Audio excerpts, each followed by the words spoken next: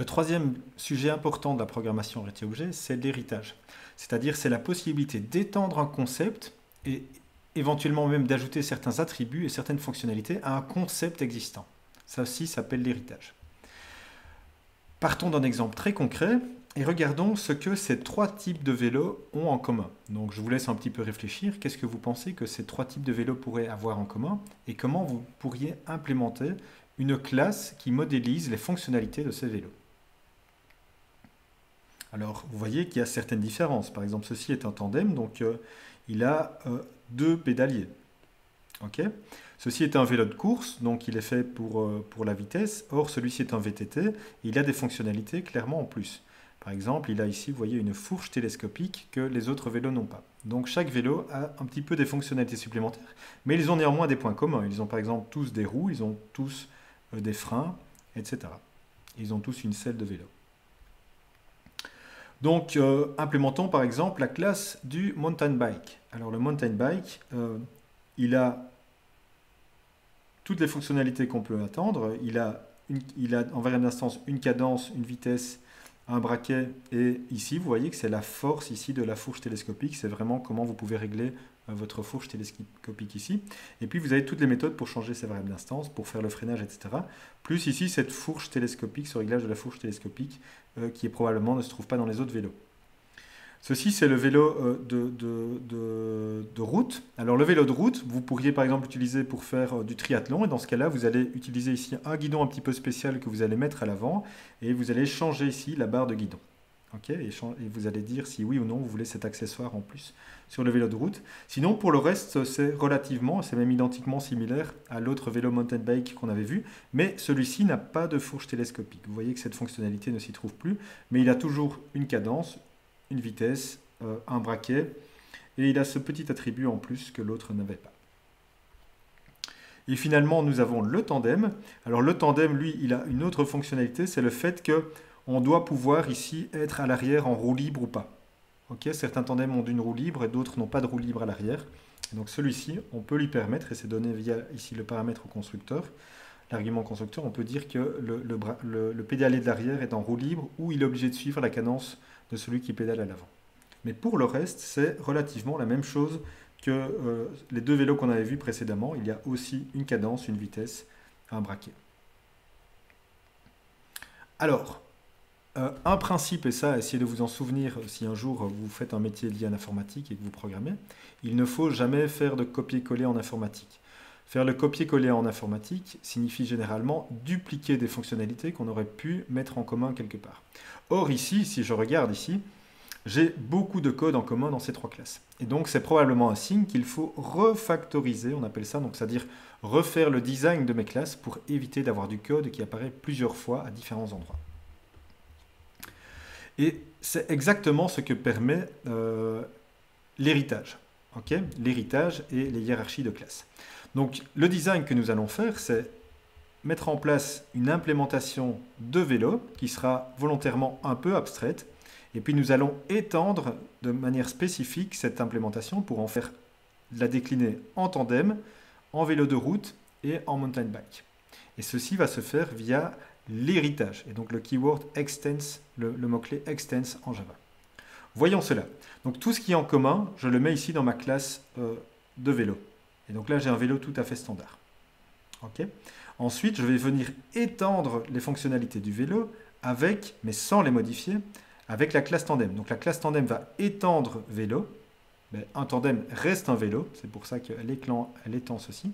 Et j'y ajoute les fonctionnalités spécifiques, c'est-à-dire le fait que je peux avoir les roues libres pour le tandem. Et pour le mountain bike, j'ajoute la fonctionnalité de la fourche télescopique et le réglage de cette fourche. Alors, vous voyez qu'ici, il y avait un constructeur. Pour le vélo, il y a un constructeur qui initialise avec les variables d'instance. Le constructeur du mountain bike est essentiellement le même, et donc je vais pouvoir me baser sur le constructeur ici, avec le mot-clé super, je vais pouvoir appeler le constructeur de la classe parent. Ceci, c'est la classe parent, okay, parce que ici, mountain bike étant bicycle, et donc ça, c'est la classe parent. Et le mot-clé réservé super est un mot-clé qui permet d'appeler le constructeur du parent. Et donc, c'est comme si vous aviez exécuté le constructeur de la classe ici au-dessus.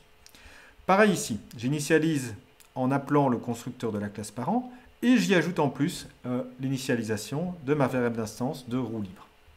Donc ça, c'est ce qui est permis grâce à l'héritage. Le mot-clé super peut être utilisé également pour référencer une variable de la classe parent. Mais vous pouvez, comme on vient de le montrer, aussi l'utiliser dans les constructeurs. Et c'est généralement ce qu'on fait, on utilise plus souvent le super dans les constructeurs pour appeler le constructeur de la classe parent.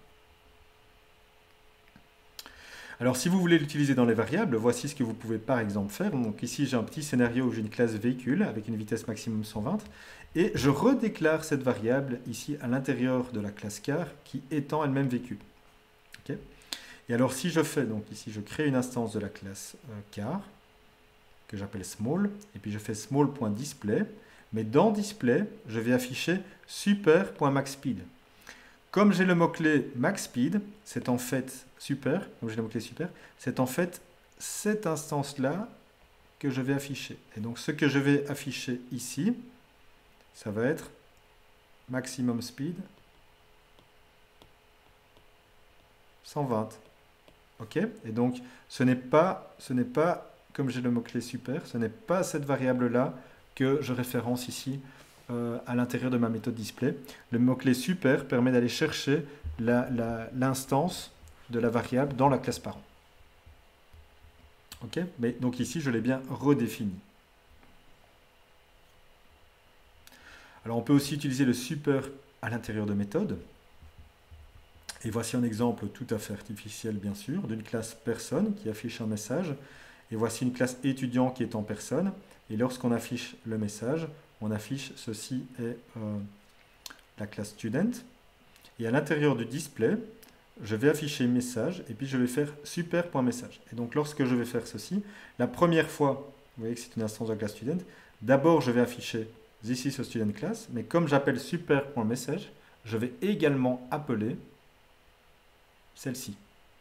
Ok, donc lorsque vous avez cet appel à display, vous allez voir successivement s'afficher this is a student à cause de cet appel, suivi de this is a person à cause de l'appel à super à l'intérieur. Alors voilà un petit puzzle pour vous faire réfléchir encore à l'utilisation du mot-clé puzzle. Et c'est un puzzle qui n'est pas simple. Donc j'ai une classe A qui est étendue par B. Je vais peut-être représenter explicitement l'extension. Donc j'ai une classe A qui est étendue par B, ici, qui elle-même est étendue par C, et qui elle-même est étendue par D. Voilà, ça c'est pour le scénario ici. Et j'ai une petite méthode foo qui est écrasée dans B, qui est override. Donc ici j'aurais pu mettre le mot-clé override. Donc elle est override par B, par C pas, C ne l'override pas, mais D override aussi la méthode, elle écrase aussi la méthode, elle surcharge la méthode.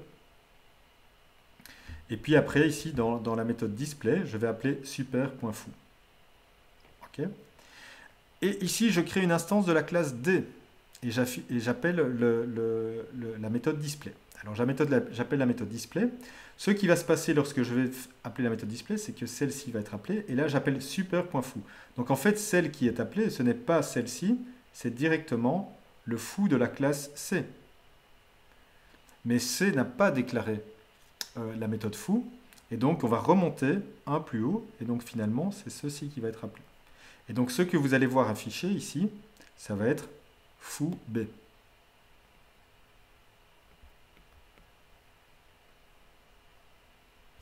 Voilà.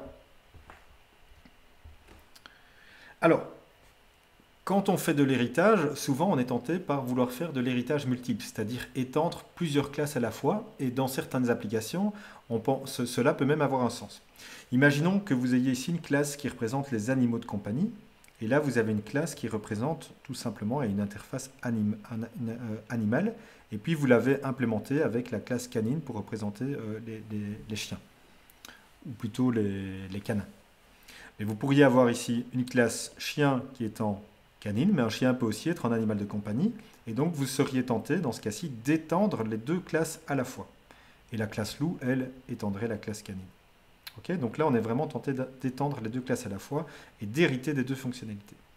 Le problème avec l'extension de 2 classes à la fois, c'est que ce n'est pas permis en Java. Et il y a une bonne raison pour laquelle ce n'est pas permis. Je vais vous l'expliquer juste maintenant. C'est le problème du diamant de la mort, ou du diamant qui tue. Alors, petit exemple. Vous avez ici une classe qui représente un appareil pour enregistrer de manière digitale. Alors, vous avez ici le Burn. Et cet appareil a été implémenté pour les CD et pour les DVD.